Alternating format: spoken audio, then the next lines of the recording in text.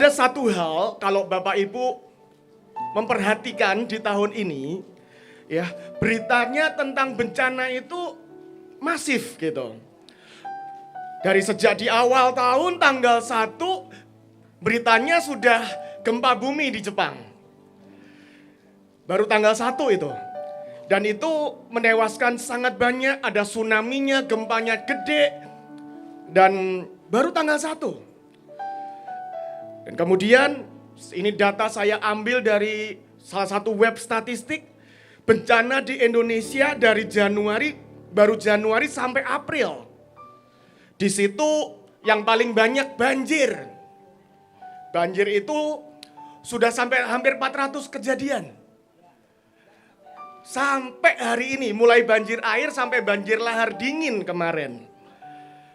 Ini mungkin kalau ditarik, saya lihat datanya mundur sedikit ke belakang, saingannya itu 2020. Kalau inget waktu itu awal tahun kita kebanjiran semua. Nah saingannya dari 10 tahun terakhir, saingannya tahun ini itu cuma 2020. Ini baru bulan April, saudara. Jadi itu bukan rekor yang perlu dipecahkan. Makanya kita doa tahan bencana, ya kan? Dan ini baru April, dan ini sudah bersaing dengan 2020, saudara. Dan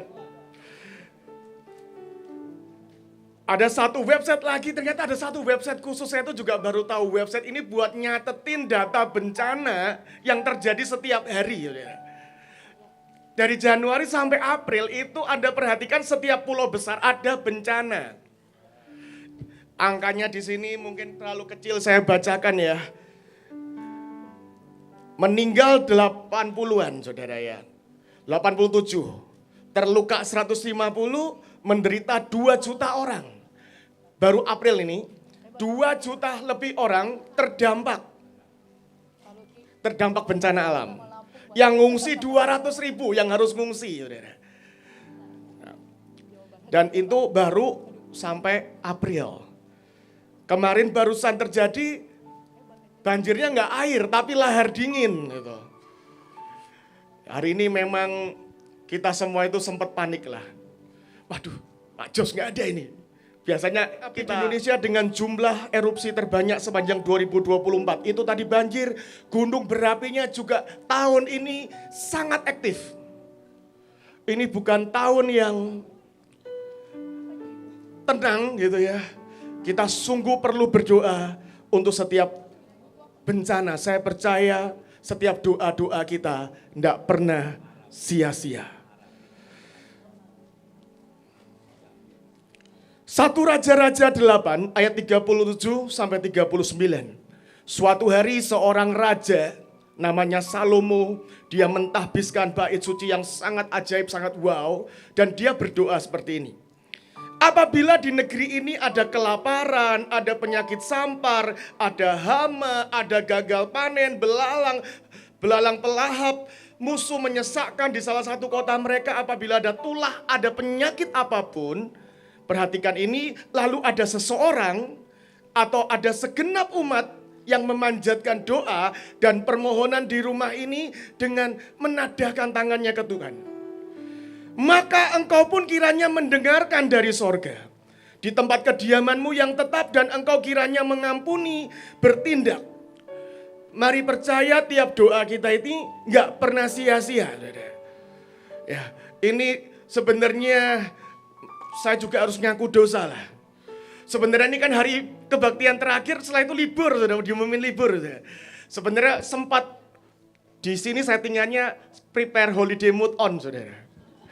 Tapi kita ini kan orang-orang yang luar biasa, hari terakhir kebaktian 24 jam sekalian, saudara. Ya, dan beberapa teman kami di grup Raja itu sudah holiday mood on duluan, saudara. Anda diampunilah yang streaming sambil liburan ya. Enggak apa-apa. Ambil streaming, Anda berdoa. Dan tapi doa kita itu mendatangkan intervensi sorga. Doa-doa kita ini bisa mengintervensi. Apapun yang seharusnya terjadi bisa diintervensi. Satu ayat lagi. Keluaran 28 ayat yang ke-29 sampai 30. Ini sebenarnya tentang seorang imam. Demikianlah perhatian di atas jantungnya. Harus dibawa Harun, harus setiap kita bawa. Mau panggilan apapun sebenarnya. Bukankah kita ini semuanya imamat yang rajani? Di atas jantung kita harus dibawa nama anak-anak Israel pada tutup dada pernyataan keputusan. Apabila dia masuk ke dalam tempat kudus supaya menjadi tanda peringatan yang tetap di hadapan Tuhan. Dan di dalam tutup dada pernyataan keputusan itu harus kau taruh Urim dan Tumim. Haruslah di atas jantung Harun apabila dia masuk menghadap Tuhan. Dan Harun harus tetap membawa keputusan bagi orang Israel di atas jantungnya di hadapan Tuhan. Anda tahu, seorang Harun, seorang imam, dan juga setiap kita, setiap kali kita datang menghadap Tuhan, di atas jantung kita, di atas hidup kita sendiri, di atas kepentingan kita sendiri, ada kepentingan yang lebih besar. Ada greater goods, greater things, yang harus sikap hati kita itu ditaruh di atas kepentingan kita. Di atas keinginan kita, di atas jantung kita. Ada urusan yang lebih penting daripada urusan hidup kita sendiri. Dan itu urusan bangsa. Kadang-kadang memang rasanya wow, kok bikin GR sebenarnya. Kok bisa apapun keputusan Tuhan tentang bangsa ini ternyata bergantung kita. Bergantung doa-doa, bergantung ya begini nih loh. 14 jam, 24 jam yang kita doakan di hadapan Tuhan. Kita ini kan, Anda ini orang-orang yang ajaib. Hari ini tema doanya mengawal bangsa. Kita doa 24 jam loh saudara. Bukan tentang urusan jantung kita. Tapi menaruh bangsa di atas jantung kita. Saya itu baru nonton satu film, saudara. Berapa waktu yang lalu saya nonton sebuah film tentang sebuah kerajaan di Cina, saudara. Nah, di film itu ceritanya bangsa itu mengalami bencana. Bertubi-tubi. Longsor, banjir, gempa, kelaparan, gagal panen, bertahun-tahun sampai bangsa itu mulai melarat. Nah, kisahnya di film itu diceritakan gini. Imamnya ceritanya ya, imamnya, nabinya, ceritanya film itu ngomong begini. Ini caranya, katanya sorga lagi murka. Makanya bertahun-tahun bencana gak habis-habis. Ini caranya menghentikan adalah rajanya mesti berkorban. Rajanya mesti nyusun mezbah dan kemudian rajanya yang meletakkan dirinya di atas mezbahnya dibakar. Nabinya bilang gini, imamnya bilang gini, ini pendetanya bilang gini, kalau itu dilakukan itu satu-satunya cara tulah ini berhenti. Nah, yang luar biasa ceritanya, rajanya ini sebenarnya aman-aman aja. Sejujurnya kalau kita lihat bencana itu, apalagi kita ini anak-anak Tuhan yang dijagai, diluputkan. Sebenarnya bahasa kasarnya mau bencana dimanapun, kita anteng-anteng, kita aman-aman di istana kita. Kita tetap pesta, kita tetap resepsi. Bener gak?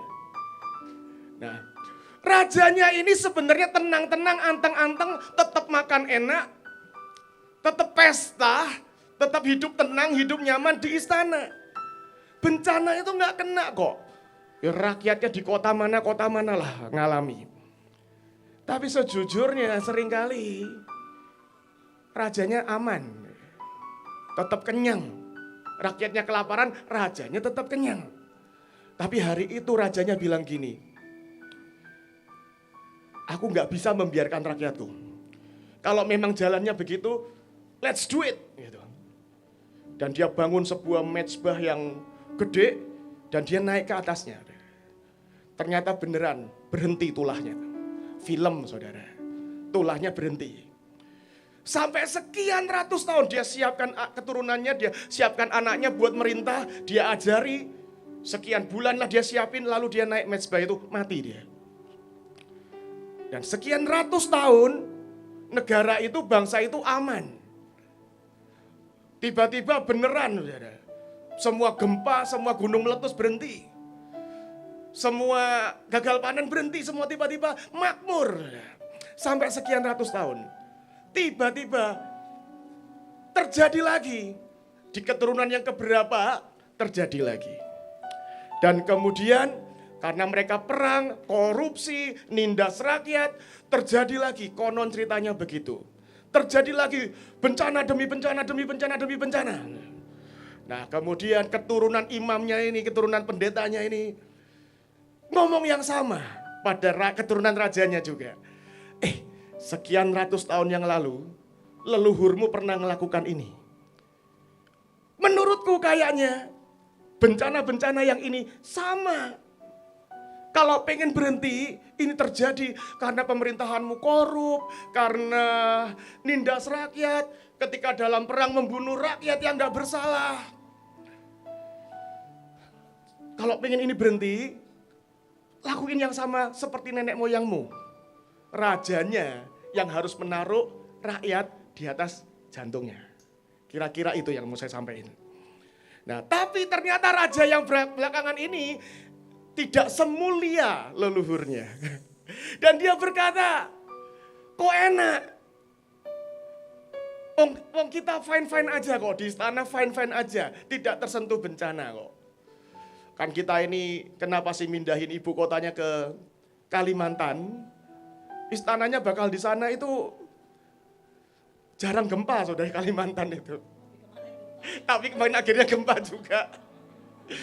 Seringkali kan istana ini taruh yang tempat paling aman, saudara. Tapi ternyata belum jadi udah gempa, saudara ya. Mau lari nggak bisa ternyata. Nah, dan raja yang baru ini berkata, wah, aku tenang-tenang aja kok. Dia bilang gini, raja itu lebih berharga dari jutaan rakyat. Terus terserah mereka, nanti akan berhenti sendiri. Yang dia tidak pernah duga. Di film itu saudara ya. Bencana itu datang mendekat ke ibu kota. Dan akhirnya kena juga. Yang saya sampaikan adalah, kita ini dipanggil. Bukan untuk naik di atas mezbah korban mati gitu kan saudara. Tapi kita ini orang-orang yang dipanggil. Hidup kita di atas jantung kita. Ada greater good. Ada greater things. Yang Anda suka, tidak suka, mau, tidak mau. Bahkan sekalipun Anda dan saya sebenarnya bisa anteng-anteng liburan lebaran. Saudara. Liburan lebaran. Tapi Anda memilih, Tuhan aku hidup untuk sebuah greater good. Untuk sebuah kepentingan yang lebih besar. Kepentingan bangsa. Sampai suatu hari, saudara ya. Keluaran 9:28. Ini Firaun. Waktu tulah 10 tulah segala macam. Kan salah satunya ada bencana, es, matahari panas, ekstrim dan segala macam. Firaun akan bilang begini. Berdoalah pada Tuhan. Guru yang dahsyat hujan es itu sudah cukup. Maka aku akan membiarkan kamu pergi. Tidak usah kamu tinggal lebih lama lagi. Suatu hari dan segera terjadi. Firaun, raja-raja dunia ini akan ngeh. Bencana ini cukup. Kerusuhan ini cukup, masalah ini cukup, sudah ini cukup. Dan dia akan ngeh bahwa kalau Anda dan saya berdoa, sesuatu menahan dan berakibat memberkati bangsa. Raja-raja dunia ini akan segera menyadari. Doamu dan doa saya yang kita buat seperti ini ternyata impactful. Saya tutup dengan ini, saudara. Saya ini iseng nyari, saudara. Dan ini tiba-tiba Tuhan tuh coba kamu cari. Saya ini iseng taruh, kalau Anda cari di dalam Google, Anda tulis kata doa.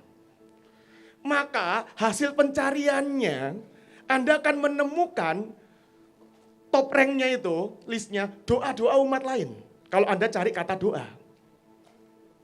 Tapi kalau Anda masukkan keywordnya dalam Google, doa untuk Indonesia, doa bagi bangsa, doa bagi Indonesia, keluarnya isinya orang Kristen semua, saudara. Doanya umat Kristen. Sampai Anda lihat 10-20 teratas, itu tidak ketemu umat lain sedang berdoa buat bangsa ini. Google aja tahu. Google aja tahu doa siapa yang berguna buat bangsa. Ya. Kalau masukin doa, orang lain akan berdoa mungkin buat dirinya, keluarganya, dan semua yang me, myself, and mine. Tapi kalau doa bagi bangsa, Google aja tahu siapa yang doanya ngefek, siapa yang doanya didengar, siapa yang doanya penting, siapa yang doanya menentukan bangsa. Hari ini Google aja tahu, setan aja tahu. Anda mesti tahu yang bisa nahan bencana di bangsa ini, yang bisa memberikan shalom buat bangsa ini, doa Anda dan saya. Saya persilakan Ibu Chelsea lanjutkan.